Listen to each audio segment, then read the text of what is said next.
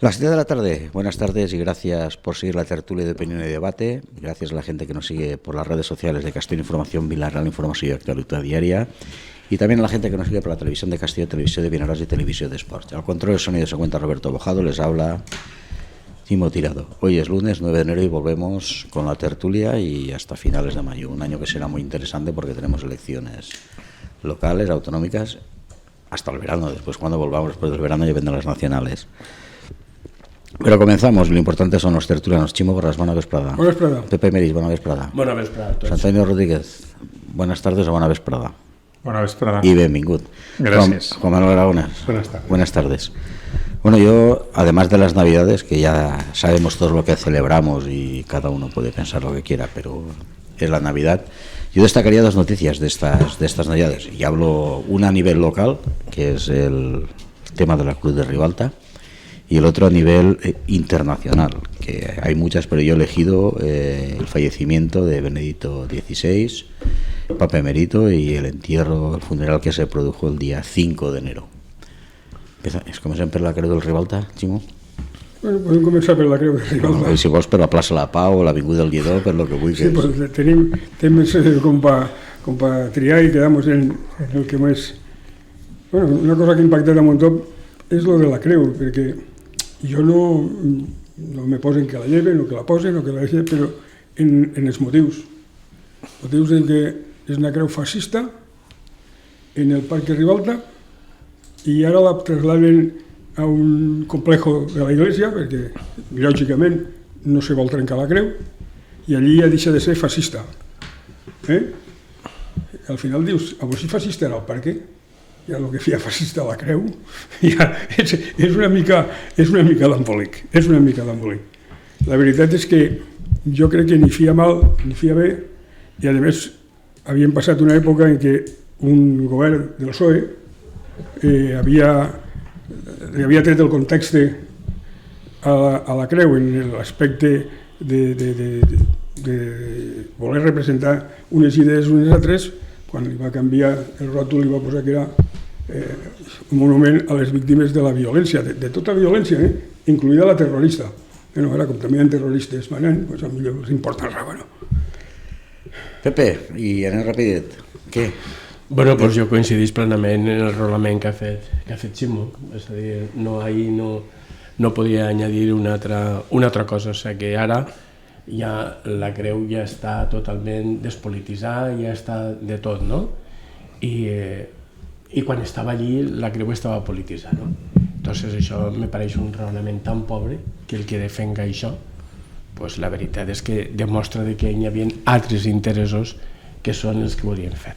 Jo solament voldria añadir una cosa, o per almenys això és el que tenia que entès, és a dir, que el que se vol tapar o no vol que es llisca a la llum pública és que quan el Frente Popular se'n va eixir de Castelló perquè van entrar a les nacionals, segons per almenys m'ha contat Josetti, que és el que té més, o per almenys penso que té informació al respecte, pues que la gent miliciano que anaven dalt, o els republicans o del Frente Popular que anaven dalt del camió, pues van disparar a diestro i siniestro a tots els que pillaven en la fugida cap a Barcelona, no? I possiblement aquest lloc era on van caure diversos ciutadans innocents ametrallats, o bueno, no n'hi hauria ametralladores, no sé, imagino que serien els fusils Mauser, no? Que els que tenien.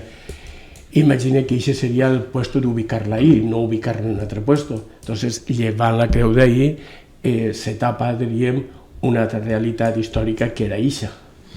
Això és el que tinc entès. Si algú té una altra informació, doncs m'agradaria escoltar-la. Jo no la sé, José Antonio. No, lo que penses tu de la... Primero que es un despropósito por lo que supone de sacar a flote o sacar a la luz una serie de temas y asuntos que deberían estar ya totalmente enterrados y totalmente olvidados por la sociedad actual.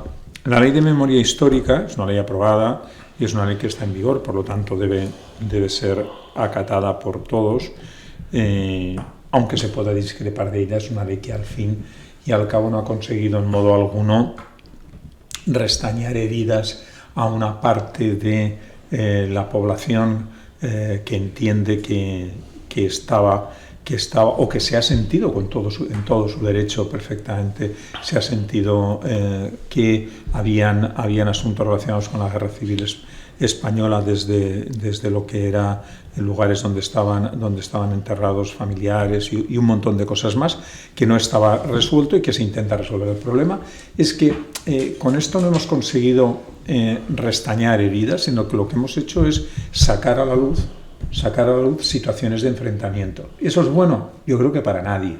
Es decir, la guerra civil española y todo lo que conllevó, hay un momento en el que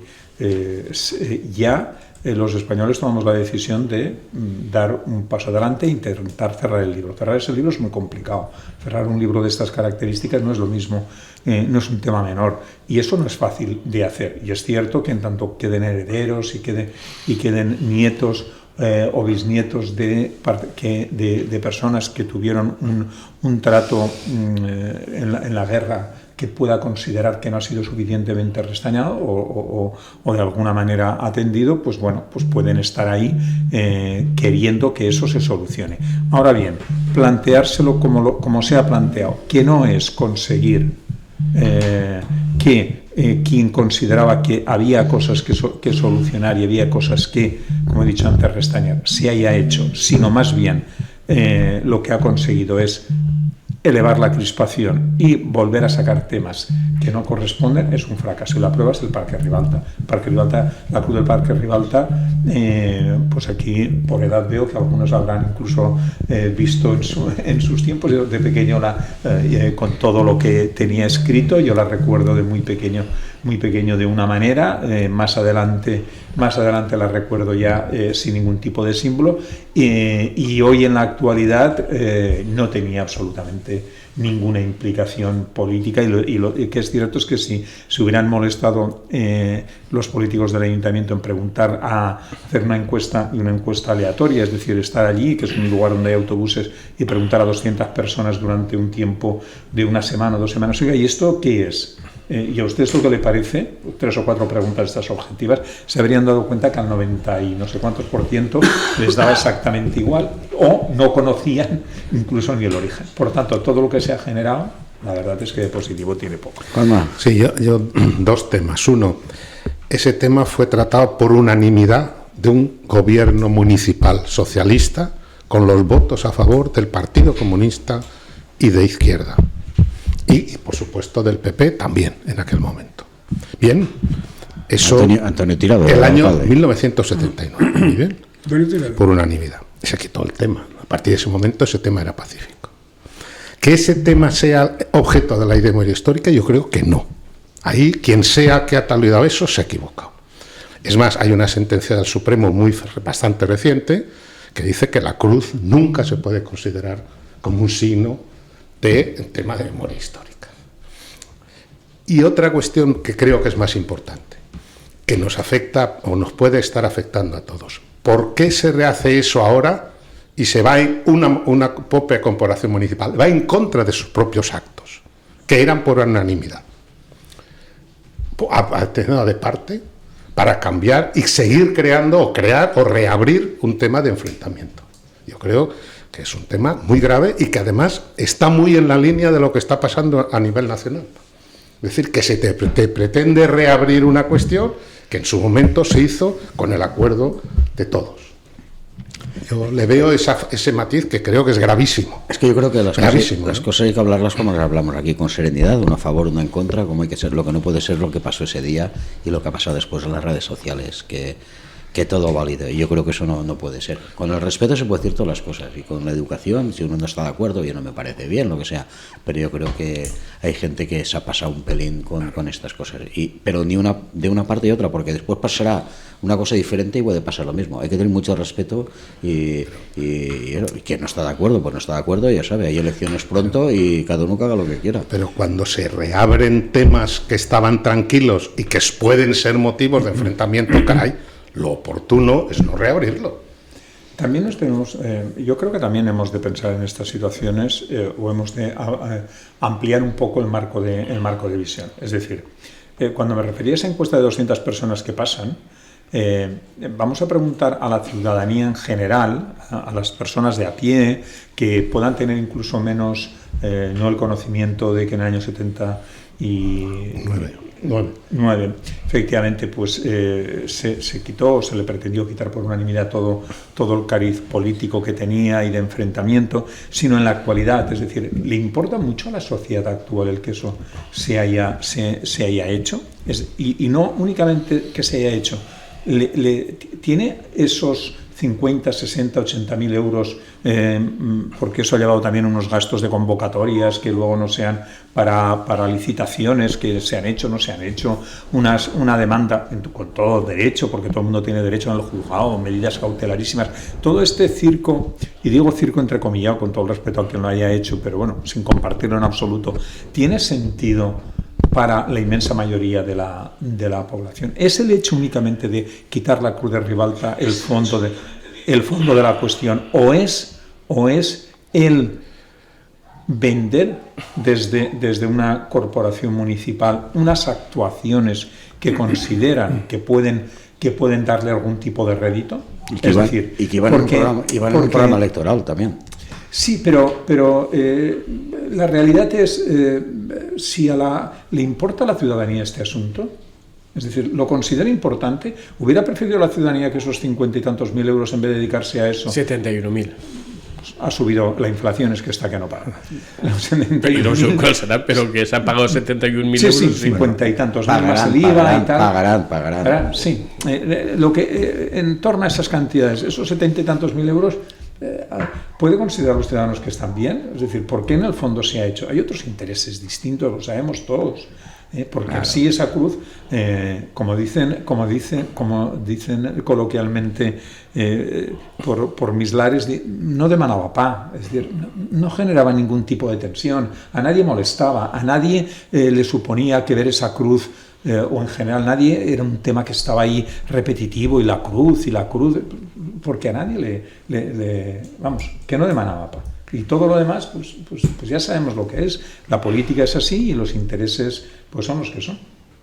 Bueno, la política actual es así. Política es así. Actual es así. No era así, ni mucho menos. No era así, ni mucho menos. Y si nos ponemos en quienes han llevado adelante la idea de quitar la cruz, yo pregunto, ¿qué tanto por ciento de votos tenían esos señores que para seguir gobernando claudicas? O sea, que estamos en que las minorías están gobernando a las mayorías. Sí, però això és el joc de les necessitats. Te falla això, tu me fas l'altre... Por eso mismo, Chimo, tú a mí me has oído muchas veces que la primera cosa que habría que hacer es cambiar el sistema electoral. Sí, no, això ho tenim clar tots. I que mande el que, com dia, que és més xulo, cap a or. Eso parlem després. Però no s'olvidem que això que ho hem tingut, me dona igual, en els dos grans partits en Espanya. Sí. I tu has ocupat càrrecs públics i saps des de l'honorabilitat i des de la pretensió política de fer les coses lo millor que s'ha pogut i en funció de lo que havia, a vegades acertat i a vegades errat. No tenim que oblidar que aquest bipartidisme ha generat moltíssima corrupció, moltíssima degradació de la classe política i moltíssima i una generació de la gent de a peu cara a la classe política d'una aversió. És a dir, no dic que el actual no ho genere, però això, perpetuat en el temps, no s'ha demostrat tampoc com la millor manera de fer, perquè no tot el món, lamentablement, s'acosta a la política, a la gestió de lo públic, a la cosa pública, en l'interès que té que tindre, i és el d'intentar millorar les condicions del teu ajuntament, o sigui, de la teua localitat, de la teua comunitat autònoma, de la teua província, si és de la Diputació, a nivell nacional. I això és una realitat que tampoc podem oblidar. La situació actual no ve per casualitat, no n'hi ha res que vinga per casualitat. No sé com ho vegeu vosaltres. No, això està clar, però jo sempre he dit que això moltes vegades és problema de la gent, l'ofici que tinga.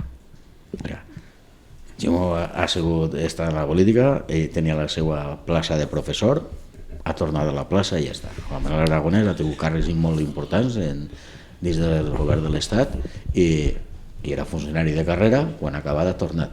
Clar, esta gent se pot manejar d'una manera honesta, treballar bé, perquè sap que no me vols, me'n vaig a casa. Però tu saps, però Antonio, la gent que n'hi ha en política ara no tinc que dir-te quin tipus de gent n'hi ha, perquè ho sabem tots. I entonces això moltes vegades comporta situacions d'un altre tipus. Sí, jo sempre dic que quan un diputat d'Unidas Podemos donava com a referència de la seva honestitat, que crec que tenia 70 o 80 euros en el compte, no estic dient que no, la seva actuació no hagi sigut honesta i no hagi sigut totalment transparent. No, per favor, vaig dir, Déu meu, quin aport tinc? És dir, perquè no és que uno tinga que ser ric o uno tinga que tindre uns estudis superiors ni tinga que ser així el número 1 per dedicar-se a l'activitat. N'hi ha molts molts camps en l'activitat en la que la voluntat, les ganes que fer superen absolutament a tot. Però tampoc podem anar al fet d'arrimar-se a la política des de la perspectiva de la necessitat de tindre la política com una faena i com ser ahí on tu tens que guanyar-te. I és el problema. Claro, això no estic parlant de corrupció ni molt menys, no? Perquè no té per què donar-se, però quan entrem en aquesta dinàmica, el polític barra funcionari, no el funcionari de l'administració que es dedica a la política, sinó podem entrar en una situació, com de fet està ocorrint, realment no massa desitjable. No sé com ho vegeu vosaltres. Sí, jo estic veient molt clar com estàs dient i com el que estava dient Ximo. Lògic, quan un compara el que li pagaven per estar en la política i el que li pagaven per estar en la seva puesto de treball, pues la veritat és que el negoci no era molt gran. I a més, hi ha una diferència.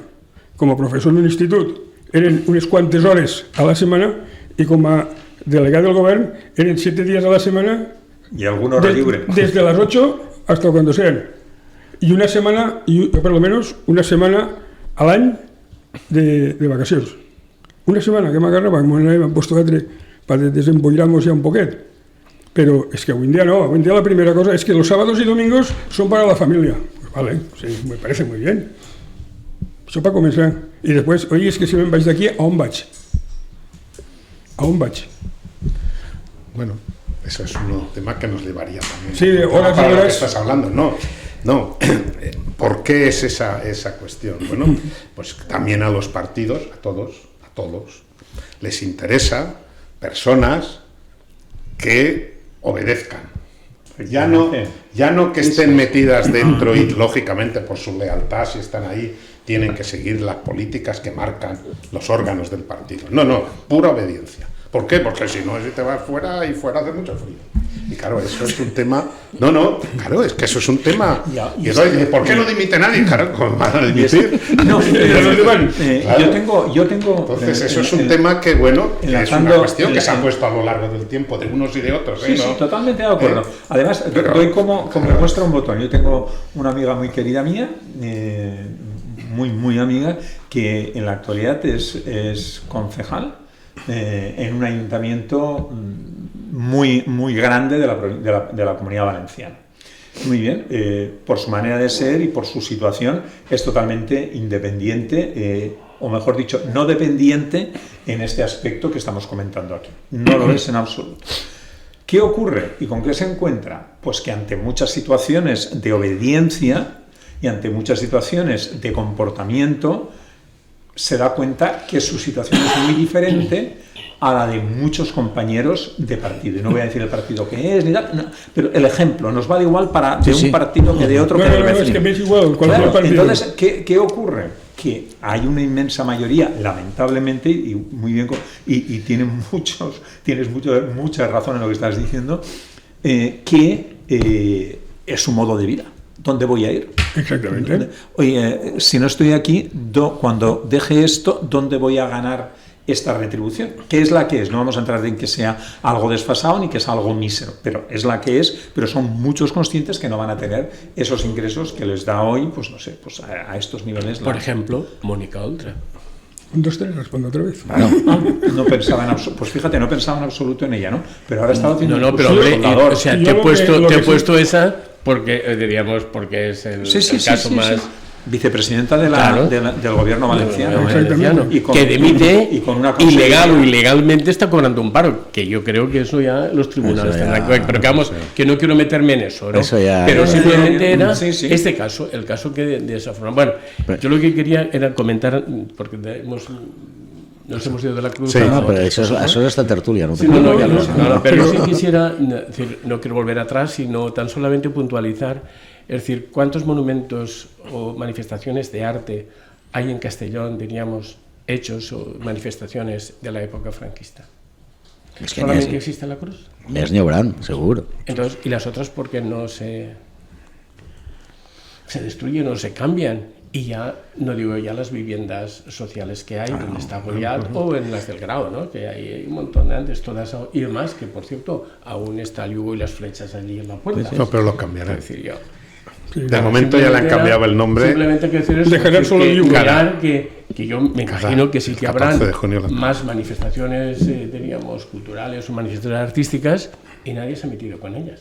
No, perquè jo crec que això és una cosa que portaven en fila des de fa temps, ha passat i ara venen eleccions i n'hi ha que... Y luego hay que decirlo, el gobierno con mayoría absoluta de Rajoy, del PP, no derogó la memoria histórica. Que lo tenía que haber derogado, habiendo matizado la parte de la ley que correspondía a la mejor atención a aquellas familias y aquellas familias en general, personas ya no familias, pues que tenían que recuperar, saber, conocer qué había pasado con sus seres queridos en un momento determinado. Pero la otra cosa era evidente que aquello iba a llegar, y luego encima la han endurecido. En cualquier momento esta tertulia hablando de esto podrá ser declarada ilegal. Que nos según la nueva ley que nos declare un lanzamiento del franquismo, porque ustedes no están en contra. Pero de todas maneras, Chimo, aquí hay un tema... Juanma, perdona, Juanma. Si fuera, nos hubieran ya declarado ilegales desde hace muchos años, porque nosotros no separamos en nada, decimos siempre lo que queremos, ¿no, José Antonio? Yo creo que el gran error de esta ley, como de otras que tienen un calado social amplio, siempre es lo mismo. Siempre es lo mismo. No se consensúan, no se hacen leyes de mínimos. La tan denostada por algunos transición hoy es un ejemplo de diálogo y de consenso, que ya me gustaría a mí que se llegara al 20% de lo que se hizo entonces. Porque ahí sí que estaban las sensibilidades a flor de piel. El bando de los ganadores, de los que habían ganado y gobernado y mandado durante los famosos 40 años, los que estaban, los vencidos totalmente, que estaban con todo su resquemor, con todo su dolor y con ganas de venganza, y se consiguió en unos años diálogo, leyes de consenso, una constitución, que ahora discutimos que si 3 artículos, 4 hay que cambiar, que no pasa nada si las cosas se hacen bien, pero todo eso me gustaría hoy, esta ley de memoria histórica. ¿Está mal que haya salido? No, si hay un grupo, una parte de la sociedad que necesita que eso se acabe de cerrar. Pero si la consensuamos, porque ahora he dicho... Juanma. Juan Manuel. Sí. Juanma. No, vamos, yo me estaba había dicho, ¿por qué no la derogó? Es que el problema es que no fueron capaces de consensuarla. Ese es el problema. ¿Por qué? Porque estas son leyes que tienen mucha sensibilidad y que son, lamentablemente, un arma arrojadiza políticamente para que cuando yo esté y a mí me interese, la vuelvo a sacar. En cambio, si consensuamos unos mínimos, es un tema pacífico. Es lo mismo que nos pasa en otro ámbito en el que yo tengo una especial sensibilidad, como es la educación. En España no hay una voluntad por parte de nadie de hacer una ley de mínimos en la que todos quepan y todos aceptemos esos mínimos. Y vamos a estar fastidiando a nuestros hijos, a nuestros nietos y a todos los que vengan. Yo me estaba refiriendo al acuerdo municipal del Pleno por unanimidad, y allí estaban 2 personas muy significativas del Partido Comunista y 2 personas de Izquierda Unida, de esto. No viene de Madrid, no tiene por qué venir de Madrid. La aplicación de memoria histórica es un tema que ha sido una lista, la memoria, la ley, sí, pero ese tema concreto que estamos hablando, da autoridad un acuerdo de un municipio, para poderla aplicar. De una parte, en contra de un acuerdo de un municipio absolutamente legítimo, de fruto precisamente de ejemplo de consenso, precisamente para eso. Y bueno, pues bueno, claro, entonces vale todo, porque aquí podemos ir... Es que vale todo. Cambiamos todo, y es que no vale todo. Hay determinadas cuestiones que van en contra del bien común. Y el enfrentar a la sociedad, temas que ponen enfrentar en temas muy importantes a la sociedad, van en contra del bien común. Porque no va, la sociedad jamás va a volver. Entonces, ese es el problema. Señores, si se ha llegado a una situación que será más o menos justa o injusta, que es el tema del consenso, vamos, el consenso, la constitucionalidad, oiga, dejemos estar. ¿Cuántas familias, la mía por ejemplo, han tenido parte en uno y en otro, y después de muchos años que no se hablaba, ya nunca más? No, pero igual que ese tema personal, familiar, también a nivel social. Eso nos puede pasar a todos. Y sale el señor Zapatero pero eso nos y puede pasar como a un tema todos. político, encender la hoguera. Si la ley... Encender la hoguera. Y vamos a ver, yo quiero preguntarte algo. Tú imagínate que en mayo, en las derechas ganan igual, quien sea, y deciden en un pleno poner una cruz. Muy mal. Muy mal, yo me voy a oponer rotunda y radicalmente. Esos temas no se pueden volver a levantar. Claro. Ya está resuelto. Los temas pero hay que se ha acertado mal. A ver, lo que quiero decir es que el tema del cambio de las calles. Lo que quiero Oiga, decir... han cambiado unas calles, muy mal hecho. Pero si ahora tú vuelves a cambiar, vas a tener otra vez que hacer lo mismo al revés. Oiga, pero vamos a ver. Volvemos a lo mismo. Ahora, si yo hablo de la ley, vamos a ver. Vamos a ver. ¿Y por qué lo que tú decías de las leyes? Mira, el gobierno Zapatero, cuando entró, a los 15 días, por decreto ley, derogó el Plan Hidrológico Nacional. Así es. Una ley que llevaba mucho tiempo trabajándose, que había sido muy pensada, muy puesta. No tuvieron el menor problema. ¡Pum! Fuera. Aún no han sido capaces ni van a hacer ninguna ley de plan nacional, a pesar de que el problema del agua es un problema en España importante. Muy importante. Y donde las comunidades de regantes, tanto del Ebro como del Ribagorzana, como de todos los afluentes grandes del Ebro, estaban todos dispuestos a ceder excedentes.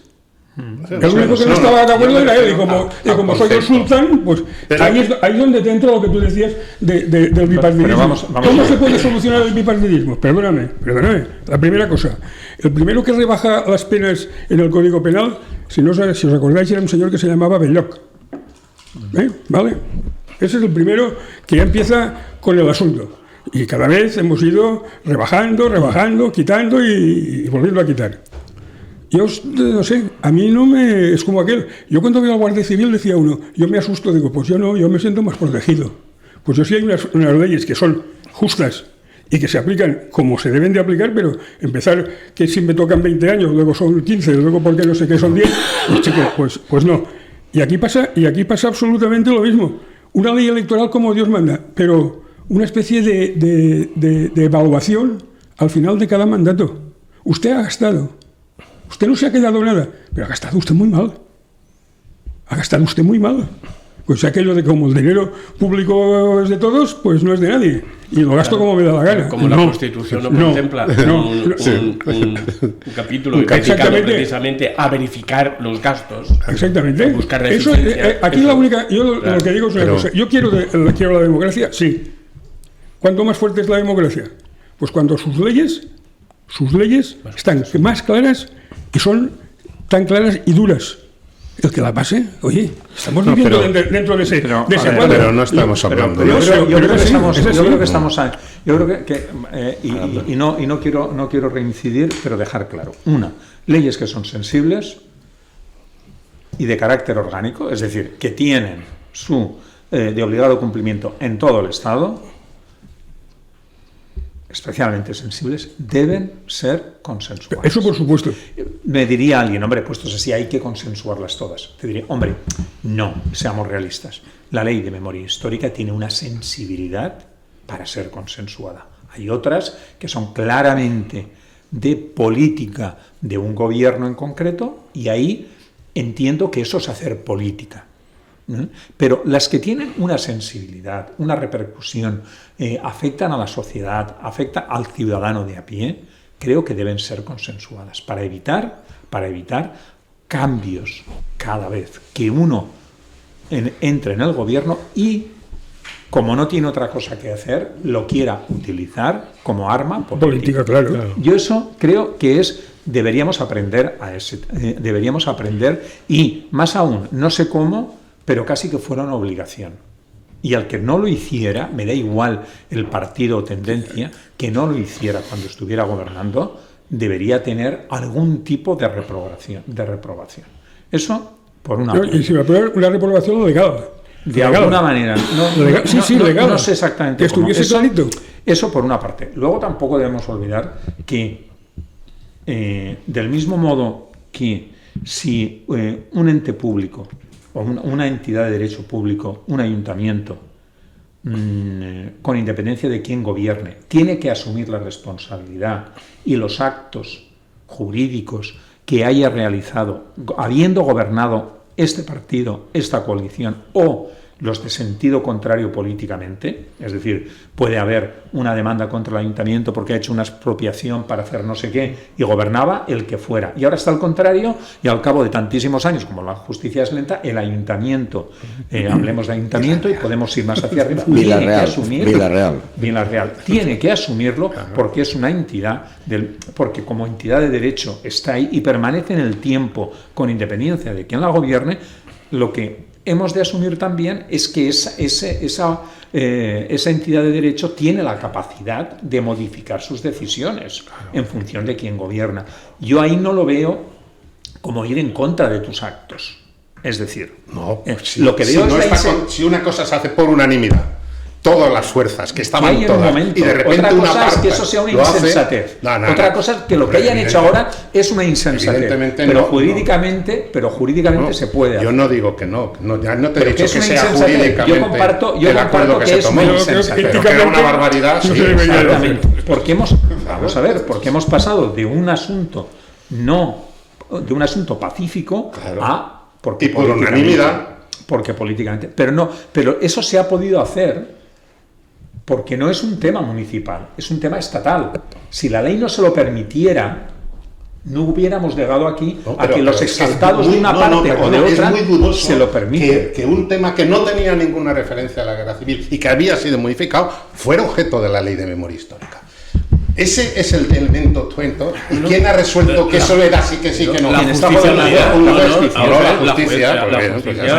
No, pero no entremos tanto ya. Si vamos a la degradación que tenemos hoy de la justicia, porque si entramos ya en ese tema, degradación en el sentido que, claro, es que a mí lo que ya me da vergüenza es llevar no sé cuántos meses viendo cómo esa famosa separación de los poderes del Estado, que nos da un poco la independencia, resulta que tenemos a políticos que cuando no les interesa, resulta que me los están tirando por tierra diciendo que si son de esta ideología o son de la otra. Pues naturalmente, oiga, ¿o es que usted se cree que un juez es un cartón? Juez es una persona que con la misma lectura de la ley, y es así, por muy claro que queramos, nos guste o no, y no es solo en España, es en todo el mundo occidental, da igual donde vayas, me da igual Estados Unidos, famoso por su sistema democrático, etcétera, a cualquier país de Europa. Allí el juez se juega al sitio cada X años. El juez se juega al sitio, pero nos encontramos con que el Tribunal Supremo está nombrado, quien nombra a los jueces los nombra el presidente de la Nación, aunque luego tenga independencia para el resto de su vida. Pero esa persona va directamente afiliada cuando está gobernando los demócratas por una ideología que no me va a nombrar, los republicanos no han nombrado nunca a un negro y tal, a un afroamericano, y los demócratas pues no nombran a alguien que sea racista, es decir, o que haya tenido sentencias en las que le haya parecido bien. Es decir, que esto está en todas partes, porque no somos de piedra, lo que no podemos pretender es una neutralidad, porque la neutralidad como tal es un estado que no existe. Es decir, yo no puedo ser neutral, entiéndame neutral, no es que lo haré bajo mi perspectiva, sino porque la idiosincrasia de la persona, profesionalmente hablando, hará y mirará la ley y no hará ninguna barbaridad, para eso se puede recurrir, pero luego al final lo que nos encontramos es que hay tendencias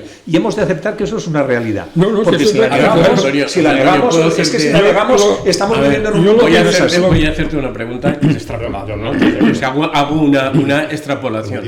La ley que se ha aplicado en el Moristoy, creo que para quitar la cruz de Ribalta, ¿se puede aplicar la misma ley para quitar la luz del Valle de los Caídos? Sí, es y de hecho no la han volado porque no puede. Claro. El señor Mulet ya lo dijo el otro día en un Twitter clarísimo, que hay que ir al Valle de los Caídos con dinamita. Bueno, ahora no hace falta ir tan lejos. Ahora avanzando. Ya que dinamiten todos los pantanos. 19 d'ara i 35 minuts està en la tertúlia d'opinió i debat en José Antonio Rodríguez, Ximo Borràs, Manuel Aragonès i Pepe Emerich. Com dia al principi, estos Nadals, una de les notícies ha sigut el falleciment del papa emerit Benedicto XVI, que va ser el seu funeral el dia 5 i soterrat també este dia.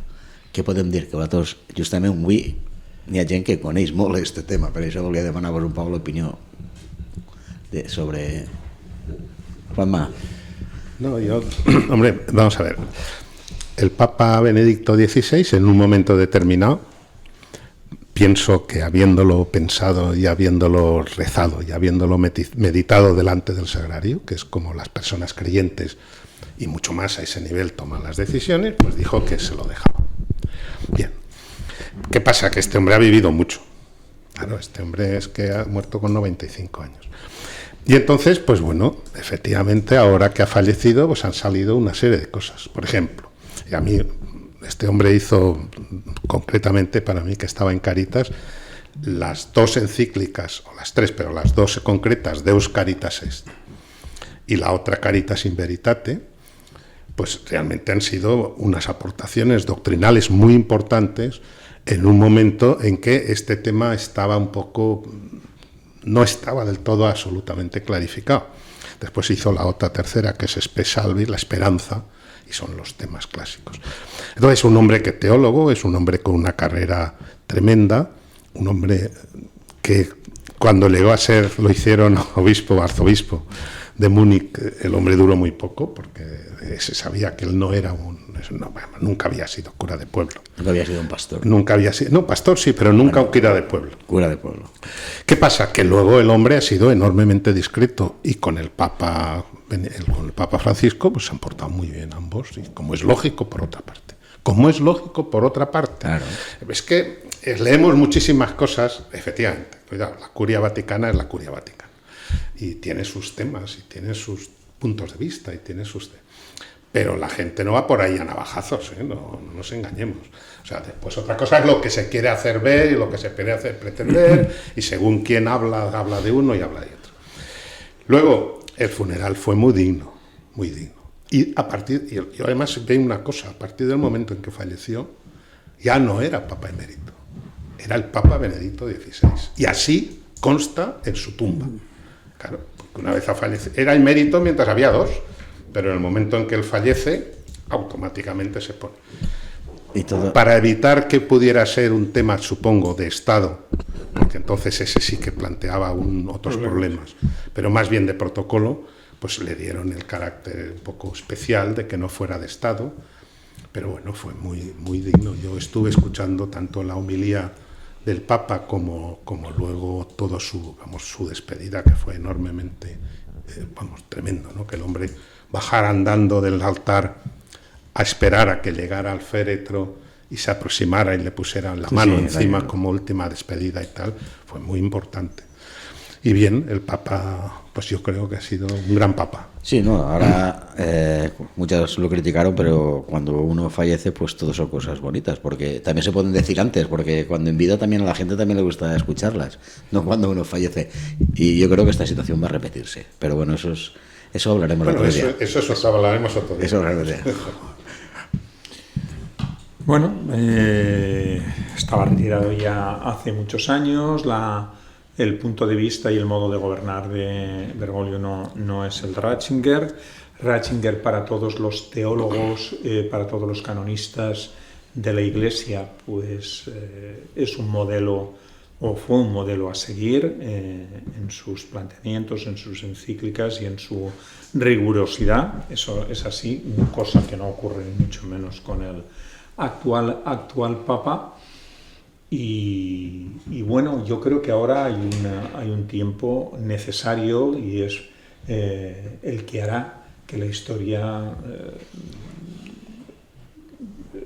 nombre o con el tiempo haya un pozo y el legado de Benedicto XVI sin más sería empezar a hablar de las causas que le motivaron. Hombre, le estalló en las manos de una manera genérica en todo el mundo un tema que la Iglesia no se había atrevido durante décadas a afrontar, todo el tema de la pederastia. La Iglesia se equivocó. La Iglesia eso lo tenía que haber afrontado Además es que no pasa nada, y la prueba evidente es que lo ha afrontado, ha tirado adelante, y la sociedad lo entiende perfectamente. Lo que ocurre es que, bueno, se optó por esconder. Es verdad que socialmente hoy no tenemos el mismo punto de vista o la misma manera de enfocar ciertos temas o con la naturalidad que se enfocan que hace años, pero ese tema ha hecho mucho daño a la Iglesia. Y es uno de los puntos que Benedicto XVI se vio mayor para como decía aquel, para poner 2 puñetazos encima de la mesa y sacar absolutamente todo lo que había que sacar, porque si no se hacía, era un tema que estaba muy enquistado y era un tema que iba a continuar haciéndole daño a la Iglesia. Y bueno, ahí está, ¿no? Yo creo que es de sabios, y yo creo que Benedicto XVI es una persona muy sabia hacer lo que hizo.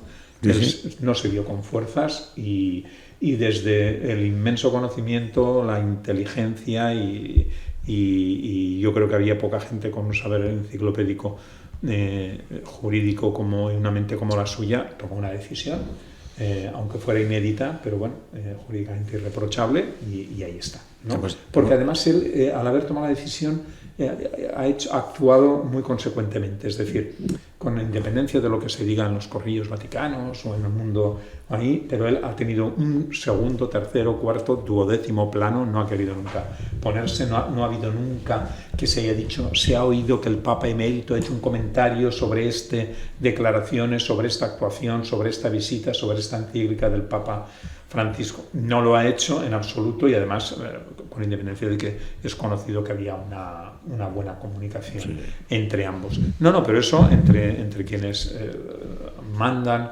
espiritualmente sobre 1.200, 1.300, 1.400 millones de personas en el mundo, pues a veces puede no ser fácil, pero eso era también de esperar. Nadie esperaba que Benedicto XVI actuara de otra manera distinta. Y hay 2 cosas que quisiera resaltar de Benedicto. Él fue hijo predilecto de Juan Pablo II. Realmente se apoyó mucho Juan Pablo II en él, sobre todo en materia de fe. Revisó muchos de los trabajos de Juan Pablo II, es decir, muchos. Nunca él tomó protagonismo, nunca se vio que él era el amanuense de muchos de los trabajos y las encíclicas de Juan Pablo II. Y él vio, diríamos, el final de Juan Pablo II. Él sufrió el dolor que también sufrió, y él eso no lo quería. De ahí, la persona vio que fue una persona muy inteligente y vio que realmente que el cuerpo humano, en un momento determinado, en que se deteriora, y que un pastor de la Iglesia, como hemos dicho, de 1.600 millones de creyentes, pues debe estar en plenas facultades para poder afrontar los retos. Entonces yo creo que eso fue lo fundamental, ¿no? Pero yo quiero resaltar otra cosa. Yo estuvo 8 años, 2 generaciones de sacerdotes que estudiaron en el seminario en esa época. Estudiaron todos sus trabajos, como ha dicho, sus encíclicas. Pero simplemente porque, es decir, había una gran cantidad de conocimiento y de teología de la fina que realmente en los seminarios se dio y se trabajó. Esos son los curas de Benedicto XVI. Los curas de ahora, de Bergoglio, aún están, diríamos, no tienen una acción pastoral. Estos ya tienen 8 años de acción pastoral, de ellos 2 curas. Estos están, diríamos, ejerciendo desde el magisterio de Benedicto XVI. No con esto estoy diciendo de que un papa es mejor que otro, que no estoy comparando ni uno. El Espíritu Santo sopla, hoy sopla por aquí, mañana sopla, él sabrá porque lo hace de esa forma. Pero que hay un legado de Benito XVI que es precisamente en los curas que él estuvo. Eso tampoco sale a relucir, pero el que sea... Eso estás tú para contarlo. Pero que el que sea cura de esa época, que vea, diríamos, cuando hace sus homilías, o sea, sus reflexiones, verá como coge de la sabiduría de Benito XVI, porque estudió precisamente con esos textos. Quimo. Bueno, jo seré molt curtet. Jo, per mi, el papa Benedicto XVI és un home que el que ens ha demostrat és la gran entrega a la seva labor, que no era fàcil, precisament, la seva humilitat, una persona molt humilde, i sobretot la seva bondat. Era un home que transmetia, estar propet d'ell transmetia una espècie de tranquil·litat, d'estar bé.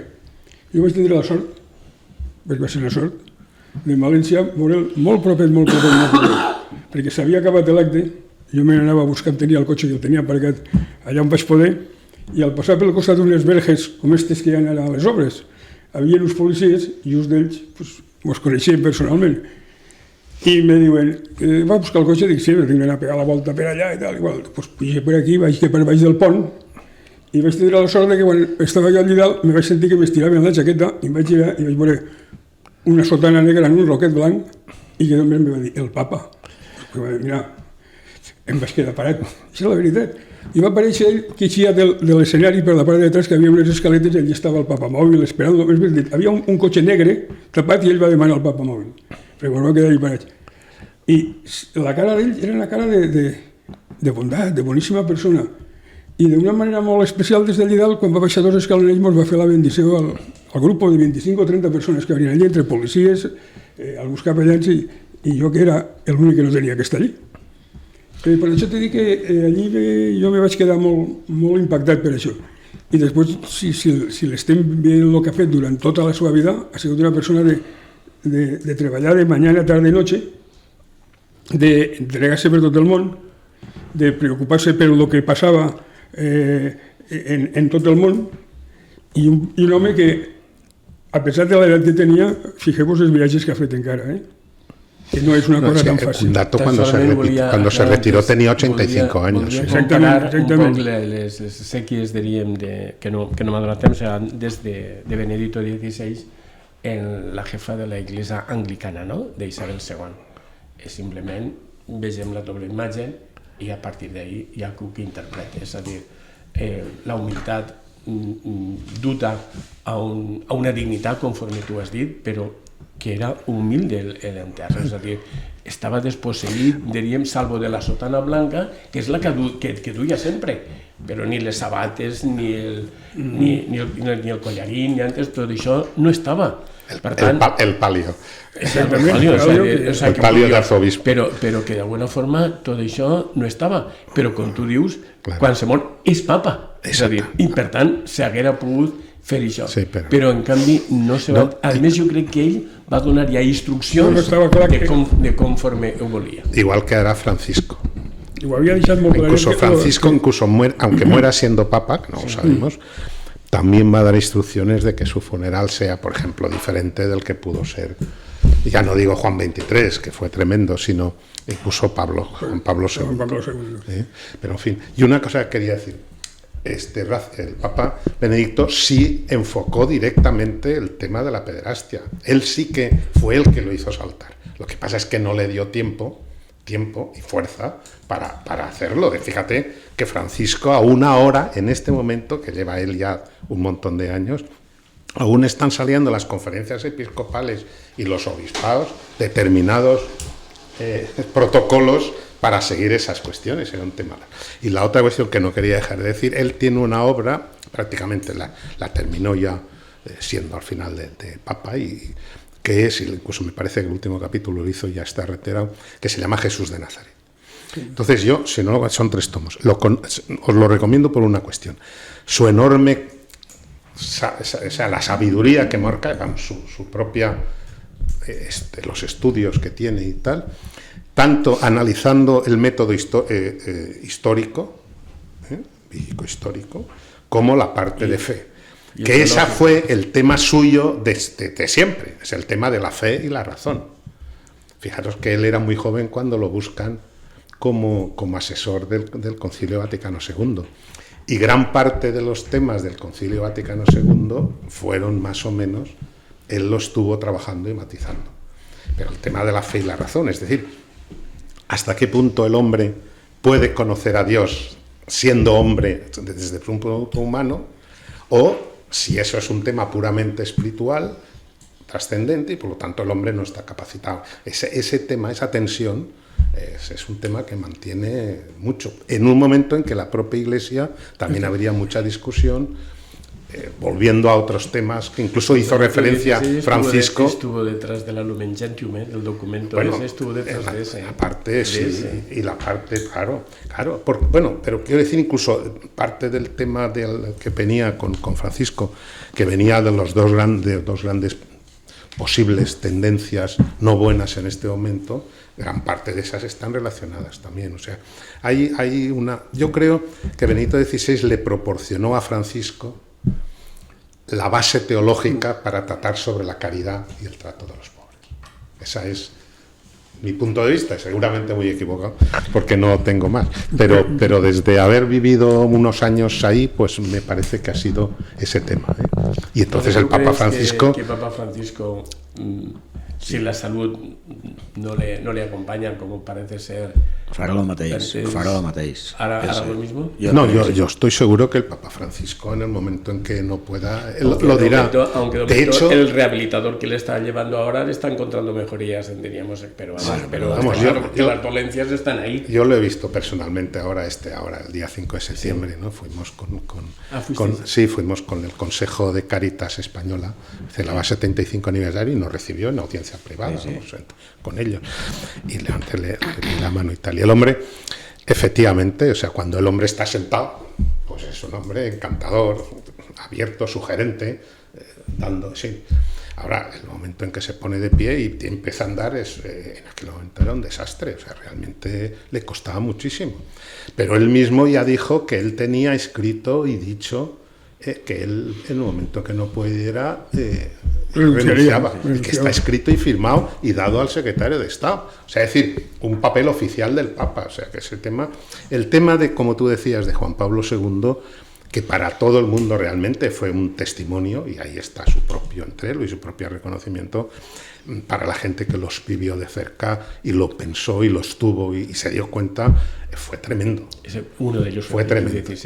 Nos quedan 7 minutos y después de este tema no sé de qué podemos hablar, porque son temas muy importantes. Sí que quisiera invitar a todos los oyentes a que vinieran a Benicàssim el día 20 a las fiestas, a las paellas. Sí. Hombre, yo sí quisiera invitar a todo el mundo. ¿Tiene sitio para meternos? Sí, porque parece que hay bofetadas. Por supuesto que sí, hombre, yo me gustaría que la semana que vinieran. ve pues también, ¿no?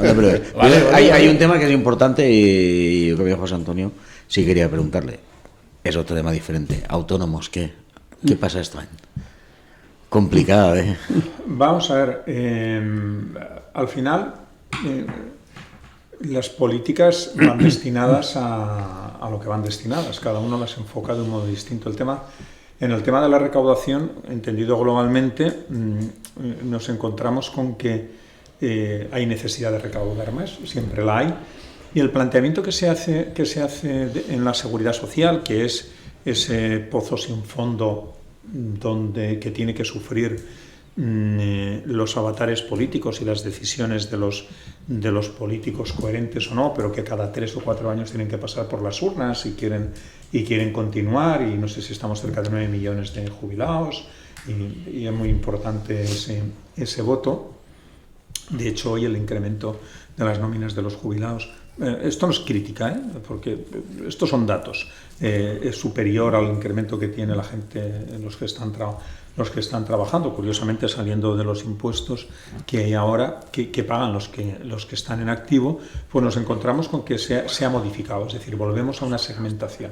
Hasta ahora había toda una serie, los autónomos eran un rara avis, es decir, un espécimen un poco raro, ¿no? Donde, pues bueno, podía hacer casi lo que quería con relación a la seguridad social, es decir, podía cotizar de acuerdo a lo que según le veía, craso error, porque luego los jubilados autónomos siempre se quejaban de la poca pensión que tenían, entonces habría que decirle, ya, pero durante tu vida laboral, pues tú, por situación, porque lo has preferido, por ahorro, porque te ha ido mejor o peor, a diferencia de otros que necesariamente en una nómina les han apagado en función de lo que ganaban, tú podías ganar más, en épocas que te ha ido mejor, has continuado cotizando por una cantidad X, la que tú has decidido, y luego en épocas que te ha ido peor has continuado cotizando por esa misma cantidad, es decir, tenías esa libertad, ¿no? Con unas limitaciones, a partir de una edad no te dejaban que incrementaras tu cotización para que luego no tuvieras una paga. Todo eso se ha limitado con la nueva norma de seguridad social. Es decir, ¿por qué? Pues porque ahora lo que se premia no es el caso individual, sino el hecho que globalmente entre más dinero, que es lo que hace falta. ¿Por qué? Pues bueno, por dos motivos. Han hecho un estudio y no está mal el estudio. Otra cosa es la materialización, que podemos discutirla. El estudio lo que dice que cuando toda la gente de la generación del baby boom se jubile, va a hacer falta muchísimo más dinero, ¿vale? O tiramos a la maquinita de endeudarnos, a esa de tirar de deuda, porque ahora no podemos, estamos en la Unión Europea, no podemos hacer barbaridades, o recaudamos más. Claro, ¿recaudar más de quién? Pues efectivamente de todo el mundo. Porque de aquí 4 días la perspectiva es que los límites de cotización pues van a desaparecer, es decir, el límite alto va a desaparecer, ahora hay un tope a partir de una cantidad de ingresos, y eso va a desaparecer y va a ser en función de lo que se gane. Y a los autónomos, pues lo que se dice, sobre todo hablándoles a las rentas bajas, se les dice que van a pagar menos. Pero la realidad, ¿cuál es? La realidad es que en el momento en el que la maquinaria, que para eso funciona muy bien la Seguridad Social y el Estado, o sea, y Hacienda, incorporen la totalidad de gastos de ingresos de años anteriores, pues uno no va a poder cotizar por lo que quiere, sino por los ingresos. Que a su vez tampoco está mal, porque ahí, nos guste o no nos guste, hay un agravio comparativo con el asalariado, que paga en función de sus ingresos, sin poder decir ni pío, ¿no? Que eso ha sido siempre. Resumiendo, ahora aparentemente a quien está en un tipo de ingresos medio-bajo va a salir ganando unos euros mensuales. Se han planteado unas horquillas en unos ingresos mínimo y máximo, y lo que se ha roto ya es las limitaciones para ingresar. Es decir, alguien hoy con 60 años pues puede optar por querer cotizar al máximo. No le preocupa. Eso no le preocupa a la Seguridad Social, como antes le preocupaba, que estaba topado por arriba el autónomo a partir de los 50, creo recordar, o 50 y algo, no podía incrementar su base de cotización más allá del crecimiento natural. Pues que al final, que nadie se engañe, esto es para cobrar más y para pagar más, y que al final todos van a pagar. Vamos a pagar, los que son autónomos van a pagar más. Así de claro. En esta mesa. Moltes gràcies per l'explicació, perquè la gent està preguntant fa molts dies, està el tema ese. Ximo, Pepe, José Antonio, Juanma, moltes gràcies per participar en la tertúlia. Un plaer fer ràdio amb vosaltres i el que heu contat avui. Vos espero el dilluns que ve. A tots vostès, moltes gràcies. Demà tornem a les 7 de la vesprada. Siguem feliços.